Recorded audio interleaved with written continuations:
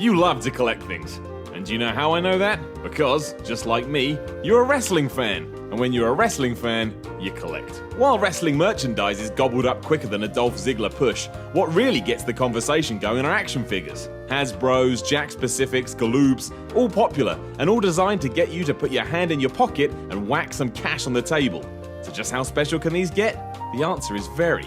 I'm Simon from WhatCulture, and this is the 10 rarest wrestling figures worth a fortune. Number 10. Hasbro's WWF Magazine Mailaways. It sounds so stupid to even say out loud in 2016. To get this thing, you have to mail away for it. Imagine telling a kid to do that now after the rise of the internet. It'd flip out. Probably kick you in the shin.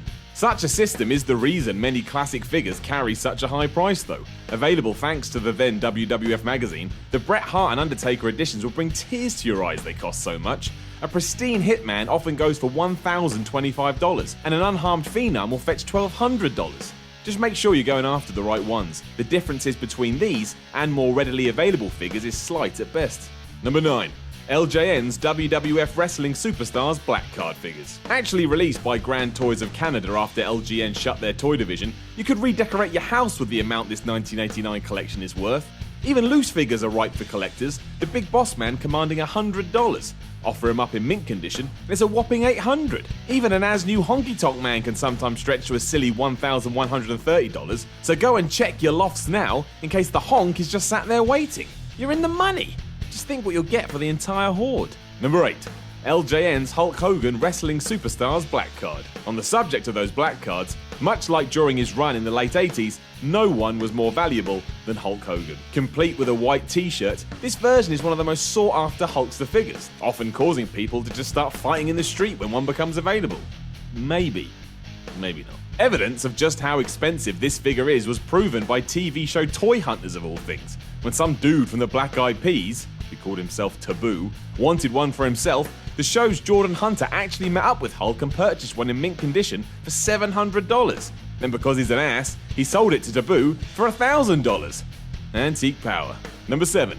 Renko's AWA Matt Mania figures. Most wrestling fans don't even realize the AWA had an action figure line, but not only was that the case, they actually came out just before the WWF's debut range, meaning they were first. Sorry, Vince. While many sets were sold as packs, Series 4 threw that out the window and started selling individual figures. If you have one of these, such as a Ric Flair, Shawn Michaels or Marty Jannetty, in mint condition, it could be worth $1,500. Number 6. LJN's Ultimate Warrior Wrestling Superstars 89 Black Card. Well, there they are again, those damn black cards. The very first Ultimate Warrior figure under the WWF banner. You should already know it's worth a hell of a lot given that all Warrior merchandise seems to attract big business, especially since his tragic passing in 2014. So, should you want this 1989 figure, expect to pay around $150 for it loose and anywhere between $800 and $2,280 for it in mint condition. Just unreal. Like, seriously?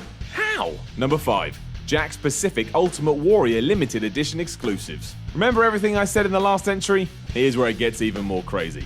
For starters, you've got the Jakks Pacific Ultimate Warrior Classic Superstars 2004 Toy Fair exclusive, which were limited to a run of 100. Then Warrior made another deal with Jakks to make an even more rare range based on his 1998 WCW return, a one Warrior Nation figure, and another just known as the Zombie. Only 20 of each were made.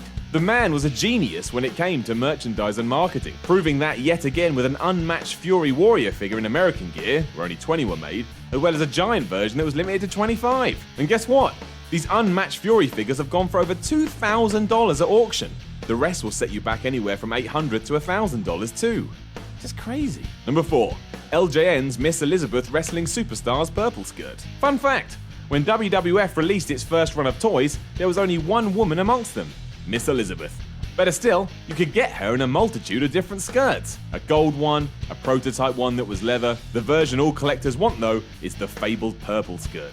Notoriously hard to get hold of, and mint one can, and has, gone for around $1,800, just because of the colour of her clothes. That's definitely worth the extra bob. Number 3.